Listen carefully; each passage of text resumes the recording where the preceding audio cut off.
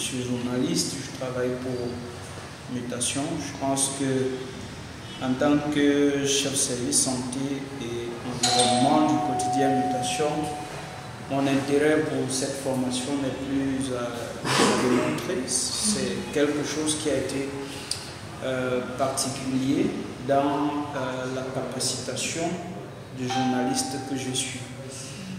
Ça va paraître un peu surprenant, mais je suis les questions de santé de manière spécifique depuis 2017.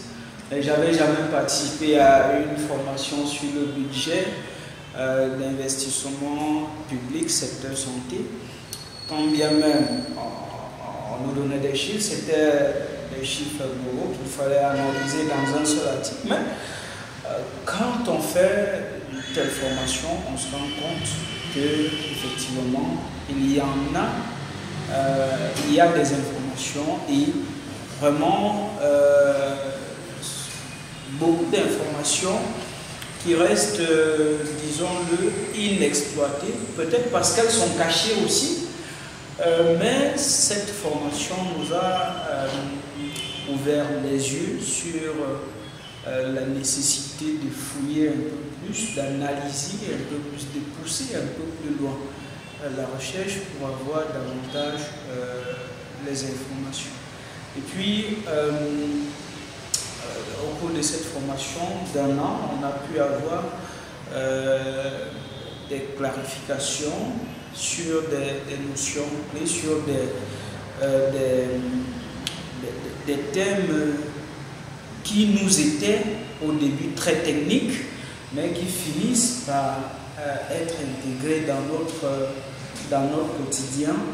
Et j'ai aimé la formation parce qu'elle a été interactive. Ce n'était pas des sessions très longues et ennuyeuses auxquelles on a souvent l'habitude, mais c'était quelque chose de participatif. Les gens pouvaient s'exprimer de manière tout à fait libre. On a eu la chance d'avoir des experts compréhensifs qui comprenaient que nous ne sommes pas du domaine et donc étaient un peu patients envers nous. Donc ça nous a donné la possibilité d'apprendre davantage, de poser des questions sans embâche, de pouvoir s'exprimer sans honte aucune. Et puis bon, voilà. Ce que j'ai un peu regretté, c'est le temps court de la formation, parce qu'en quelques sessions, on n'a pas pu balayer l'ensemble de ce qu'on aurait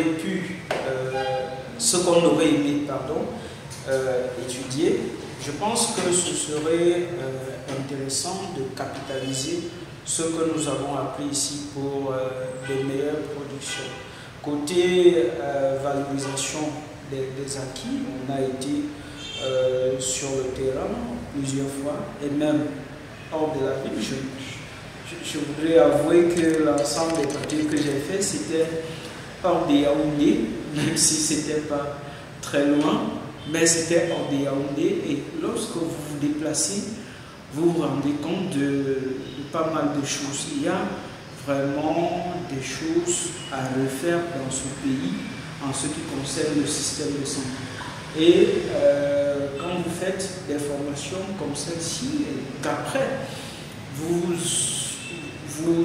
commencez à les mettre en pratique, vous comprenez qu'il y a un réel décalage entre le discours officiel et la réalité du terrain. Ce n'est pas très nouveau pour moi qui suis ancien dans le domaine, mais peut-être pour nos lecteurs, il y a beaucoup de choses qui sont découvertes. Le petit souci, lorsqu'on a été sur le terrain, c'est que les sources ne sont pas toujours disponibles et parfois il faut multiplier les rendez-vous pour pouvoir les rencontrer. Et puis, pour un journaliste sérieux, on comprend aisément qu'on ne peut pas faire un papier comme celui-là sans avoir équilibré l'information. Donc ça a été un peu ça la difficulté qui a un peu diminué nos ressources et qui peuvent parfois, excusez-moi de le dire, être... Diminuer quelles ressources?